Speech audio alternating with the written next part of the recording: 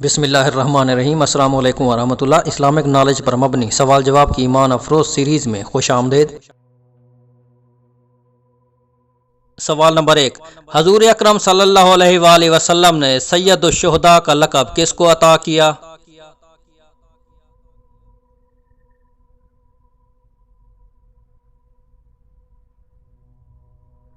حضرت حمزہ رضی اللہ تعالی عنہ کو حضور اکرم صلی اللہ علیہ وآلہ وسلم نے سید الشہداء کا لقب عطا کیا، جو آپ صلی اللہ علیہ وآلہ وسلم کے چچا اور رضاعی بھائی بھی تھے۔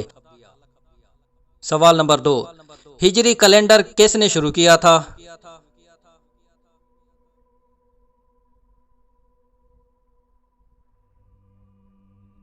ہجری کیلنڈر کا آغاز حضرت عمر فاروق رضی اللہ تعالی عنہ کے دور میں شروع ہوا تھا۔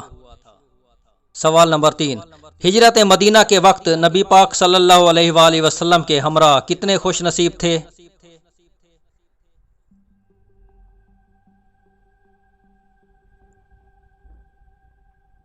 چار افراد کا قافلہ تھا۔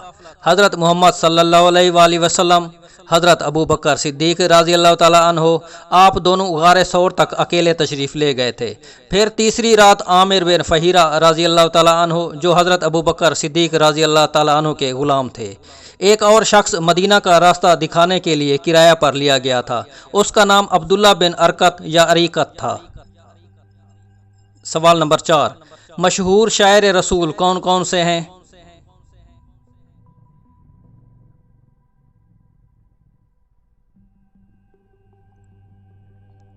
حضرت حسان بن ثابت رضی اللہ تعالی عنہ، حضرت کعب بن مالک رضی اللہ تعالی عنہ اور حضرت عبداللہ بن رواح رضی اللہ تعالی عنہ مشہور شاعر رسول ہیں۔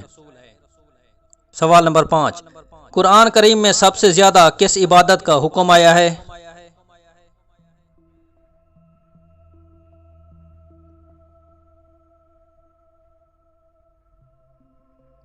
قرآن کریم میں سب سے زیادہ نماز پڑھنے کا حکم آیا ہے۔ سوال نمبر 6، کس وقت بسم اللہ پڑھنا مکروہ ہے؟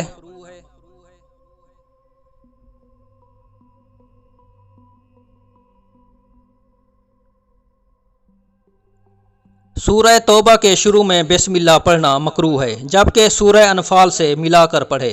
اسی طرح حقہ، بیڑی، سگریٹ پیتے وقت اور نجاست کی جگہوں پر اور شرمگاہ کھولتے وقت بسم اللہ پڑھنا مکروہ ہے۔